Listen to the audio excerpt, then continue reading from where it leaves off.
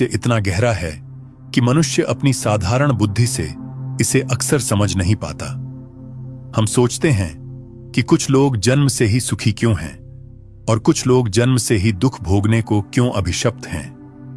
कोई महलों में जन्म लेता है तो कोई झोपड़ी में, कोई स्वस्थ शरीर पाता है तो कोई जन्मजात रोग लेकर आता है।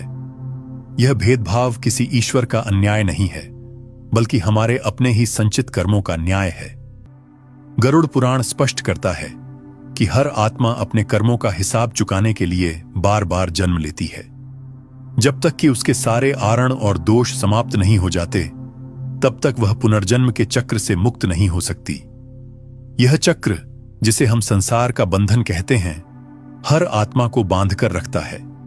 और इसी चक्र का कारण है कि आत्मा बार बार धरती पर आती है, कभी पुत्र के रूप में, कभी पिता के रूप में, कभी राजा के रूप में और कभी सेवक के रूप में।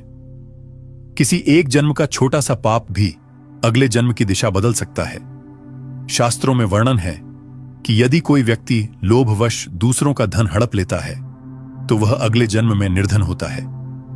जो व्यक्ति दूसरों को भय और कष्ट देता है वह अगले जन्म में भय और कष्ट भोगने के लिए किसी नीच योनि में जाता है। वहीं जो व्यक्ति दान करता है, परोपकार करता है, दूसरों के दुख दूर करता है, वही अगले जन्म में सुखी और समृद्ध होता है। यही कर्म का अटल नियम है। भगवद गीता के 6 अध्याय में श्री कृष्ण ने कहा, शुचिनाम श्रीमताम गेहे योग भ्रष्टो भिजायते।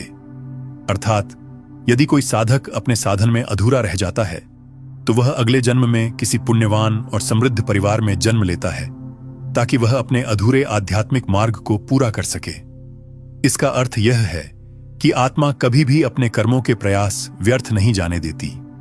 हर तपस्या, हर प्रार्थना, हर दान, सब उसके साथ चलते हैं और अगले जन्म में उसे लाभ देते हैं। सोचिए, एक किसान यदि खेत में बीज बोकर अधूरा छोड़ दे तो भी वे बीज मिट्टी में पड़े रहते हैं और सही समय आने पर अंकुरित होते हैं। ठीक वैसे ही यदि कोई साधना या पुण्य अधूरा रह जाए तो वह अगले जन्म में फल देता है।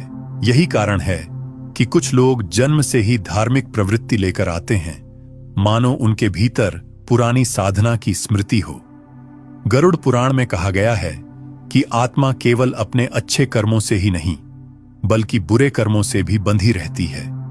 यदि कोई व्यक्ति हिंसा करता है तो अगले जन्म में वह स्वयं हिंसा का शिकार बनता है। यदि कोई चोरी करता है तो अगले जन्म में उसका जीवन अभाव और अपमान से भरा होता है। यदि कोई व्यभिचार करता है तो अगले